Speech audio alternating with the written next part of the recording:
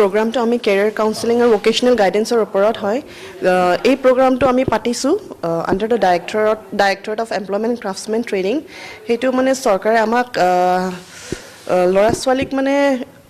কি ক'ম সজাগ কৰিব দিছে যে ৰাইট কেৰিয়াৰটো কেনেকৈ চুজ কৰিব যে যদি মানে ল'ৰা ছোৱালী স্কুলত পঢ়ি আছে তেতিয়া সিহঁতি মানে কেনেকুৱা মেট্ৰিক পাছ হ'লে বা হাই ছেকেণ্ডেৰী কমপ্লিট হ'লে ৰাইট ছাবজেক্ট বা ৰাইট কেৰিয়াৰ অপশ্যনটো সিহঁতি চুজ কৰিব পাৰিব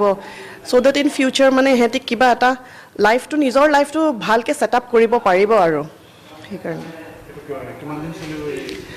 সেইটো আজিৰ কাৰণেহে just one day program it's a one day program হয় আমি ITIৰ পৰা মাতিছোঁ আৰু ডিগ্ৰী ষ্টুডেণ্টছ হয় আৰু ক্লাছ 9-11 ষ্টুডেণ্টছ হয় কাৰ্বি আংলঙৰে হয় সেইটো আমি কাৰ্বি আংলং ডিষ্ট্ৰিক্টৰ ষ্টুডেণ্টহঁতৰ কাৰণে পাতিছোঁ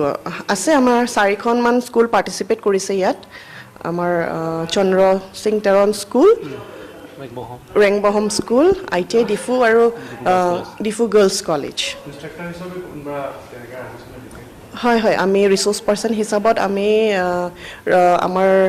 ৰংফাৰ ছাৰক মাতিছোঁ তেখেত হ'ল retired associate professor Diphu government college আৰু ফৰ্মাৰ প্ৰিন্সিপাল ইনচাৰ্জ আছিলে ডিফু গভৰ্ণমেণ্ট কলেজৰ